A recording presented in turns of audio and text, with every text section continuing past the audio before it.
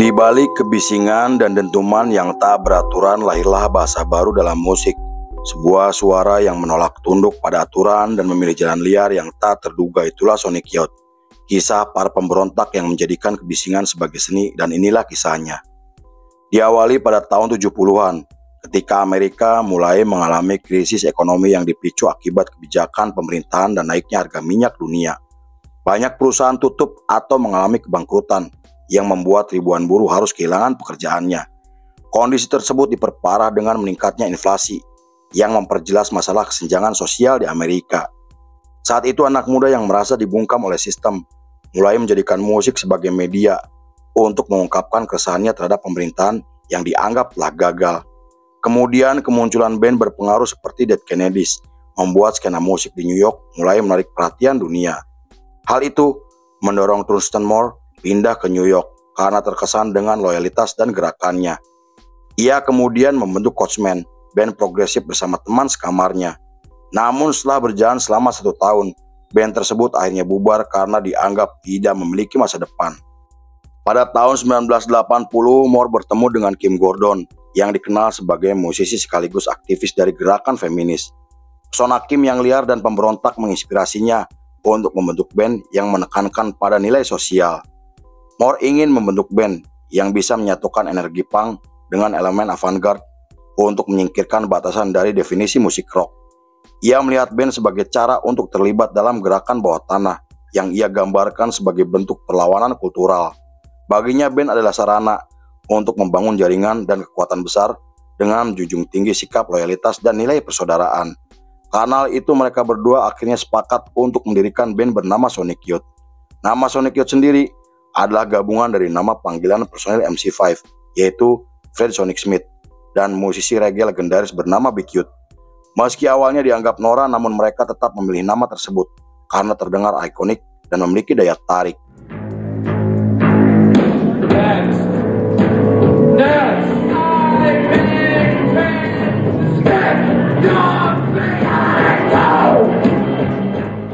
Pada tahun 1981, mereka menggelar pertunjukan pertamanya di acara komunitas dengan menampilkan Lee Ronaldo yang Moore gambarkan sebagai gitaris paling ganas yang pernah ia temui.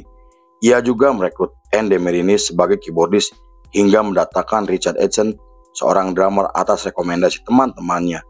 Meski Lee Ronaldo telah memiliki band sendiri, namun ia mau bergabung dengan Sonic Youth atas permintaan Kim Gordon yang telah menjadi teman baiknya. Namun setelah merilis EP pertamanya pada tahun 1982, Ann dan Richard mengundurkan diri dari band karena ingin memulai karirnya sebagai aktor. Posisinya sebagai drummer kemudian digantikan oleh Bob yang langsung terlibat dalam tur nasional untuk pertama kalinya. Selama tur berlangsung, Moore terus mengkritik permainan Bob yang dianggap tidak memiliki power yang saat itu dibutuhkan oleh Sonic Youth. Moore ingin sekali menampilkan gaya post-punk yang lebih konvensional sesuai dengan apa yang ia inginkan. Hal itu memicu pertengkaran yang membuat Bob memilih keluar dari band dengan menyimpan rasa dendam. Untungnya Bob akhirnya mau kembali bergabung meski sempat digantikan oleh teman lama Kim. Pada tahun 1983, Sonic Youth akhirnya merilis album pertamanya yang membuat nama mereka mulai dikenal secara internasional. Hal itu membuat mereka dianggap pionir untuk genre noise rock dan rock alternatif dengan menambahkan unsur post-punk ke dalam musiknya. Mereka kemudian menggelar tur Eropa untuk pertama kalinya hingga mendapatkan tawaran kontrak dari beberapa label besar asal Amerika. Namun mereka menolak tawaran tersebut karena mereka tidak ingin menjadi budak kapitalis yang hanya mementingkan uang dan keuntungan pribadi. Menurut mereka, Sonic Youth sejak awal dibentuk sebagai wadah untuk melawan dominasi musik komersial, media mainstream, dan ingin menciptakan ruang ekspresi bagi anak muda.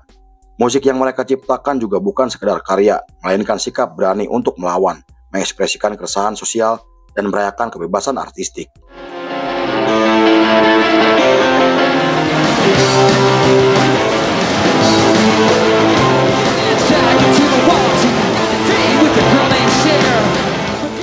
Seperti yang kita ketahui, Sonic Youth lahir dari lingkungan kolektif seniman dan skena musik bawah tanah, di mana musik, seni, dan pertunjukan telah menjadi bagian dari identitas komunitas di New York. Menurut Moore, musik tidak harus tunduk pada struktur, karena Sonic Youth berani melawan arus dengan menggunakan noise rock sebagai estetikanya. Ia berani menggabungkan antara energi punk dan avant-garde dengan menjunjung tinggi semangat DIY sebagai media kebebasan personal.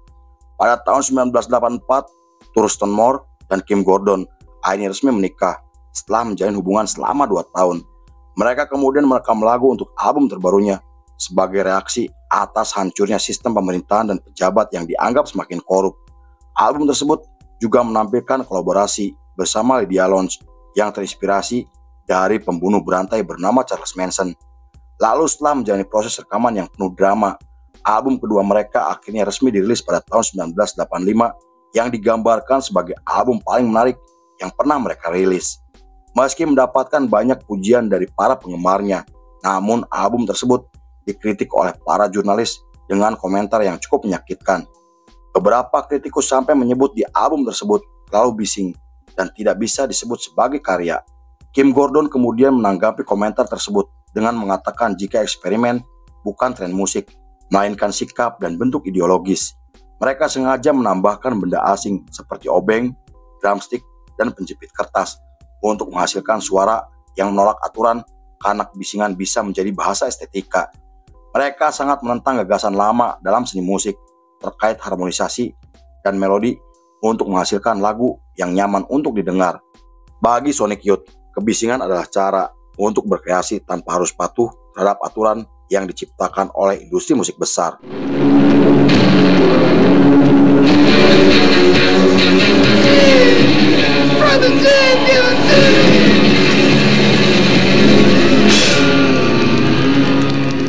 Pernyataan Kim Gordon akhirnya menjadi berita hangat yang dibahas oleh media nasional. Bahkan ketika mereka merilis album ketiganya pada tahun 1986, nama mereka menjadi semakin dikenal yang membuat Sonic Youth mulai memiliki basis penggemar yang militan.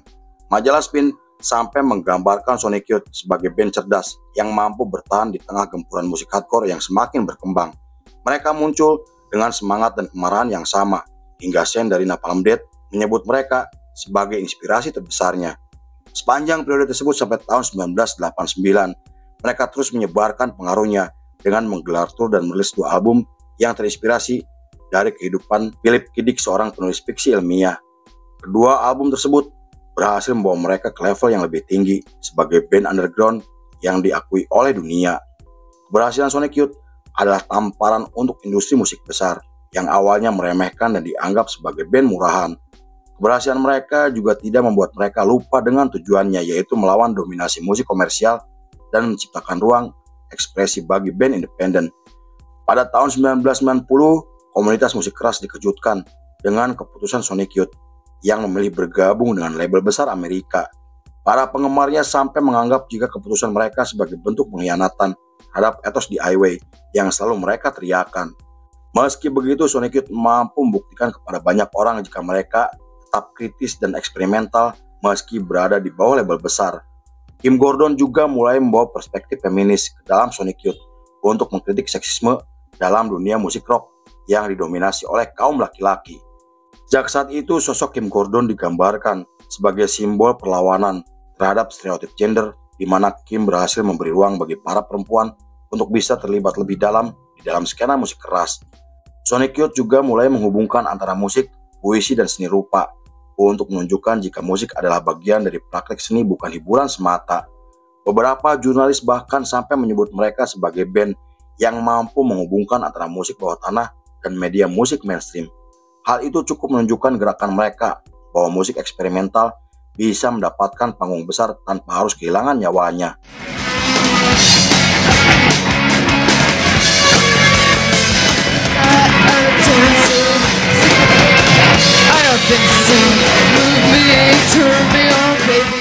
Pada 26 Juni masih di tahun yang sama, mereka resmi merilis album ke-6 yang dianggap sebagai album paling ikonik dalam sejarah musik Amerika.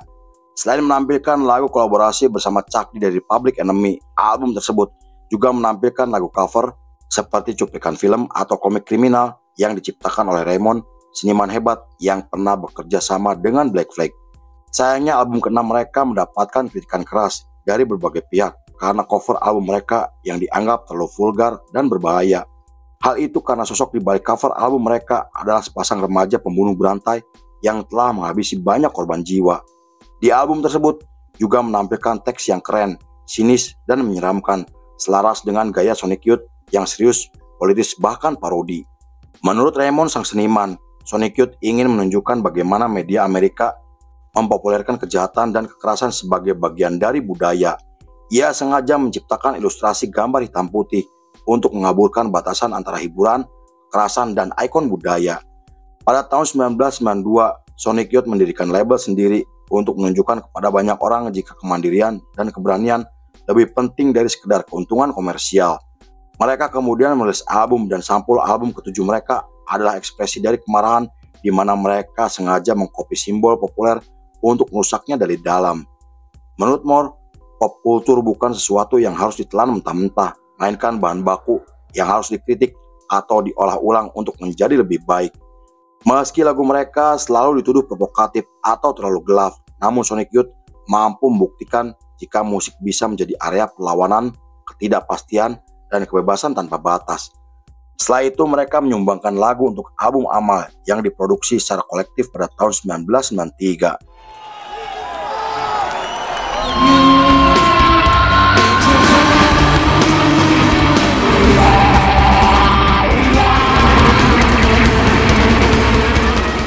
Menurut beberapa sumber, Sonic Youth memiliki peran penting atas lahirnya genre musik grunge yang kemudian sangat populer di kalangan anak muda.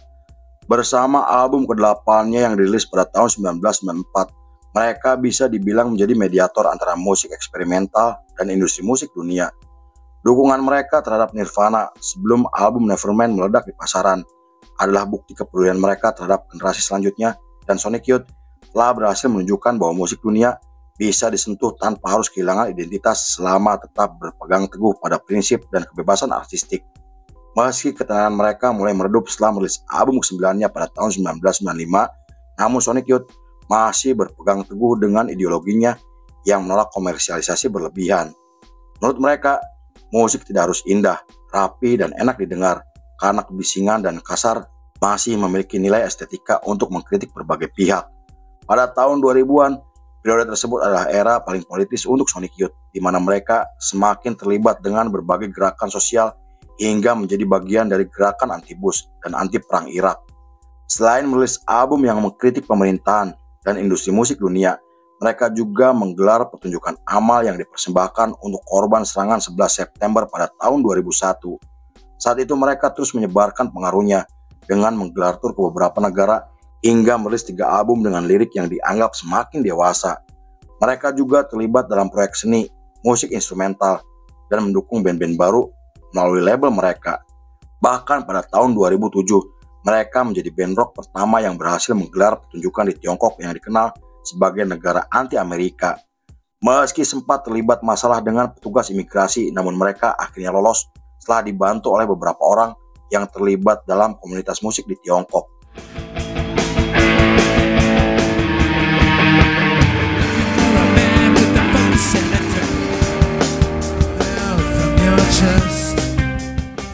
Pada tahun 2011 muncul kabar mengejutkan jika Thurston Moore dan Kim Gordon memutuskan bercerai setelah menikah selama 27 tahun.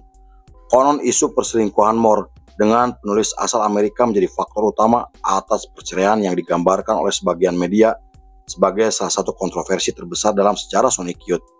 Peristiwa tersebut tidak hanya mengakhiri rumah tangga mereka, tapi juga membubarkan Sonic Youth yang telah mereka bangun selama bertahun-tahun. Bagi para penggemarnya, peristiwa tersebut adalah tragedi karena hubungan personal bisa meruntuhkan band paling berpengaruh dalam sejarah rock alternatif. Meski Ronaldo sempat ingin membangkitkan kembali Sonic Youth pada tahun 2013, namun rencana tersebut tidak pernah terjadi karena berbagai alasan yang membuat banyak penggemarnya sangat kecewa. Di sisi lain, Sonic Youth telah diakui oleh banyak orang sebagai legenda rock alternatif paling berpengaruh di dunia. Mereka bukan sekedar band biasa, melainkan proyek kultural yang menentang batasan musik, seni, dan ideologi budaya populer. Mereka lahir dari rahim skena no wave yang menolak segala bentuk komersialisasi dan keteraturan punk maupun rock tradisional. Sonic Youth dianggap berhasil memperluas batasan rock, menjembatani komunitas punk, noise, dan avant-garde, hingga menginspirasi banyak band generasi berikutnya seperti Nirvana, Radiohead, dan masih banyak lagi. Meski Sonic Youth telah lama bubar, namun karya dan pengaruhnya masih bisa kita rasakan hingga hari ini. Lalu film pun selesai.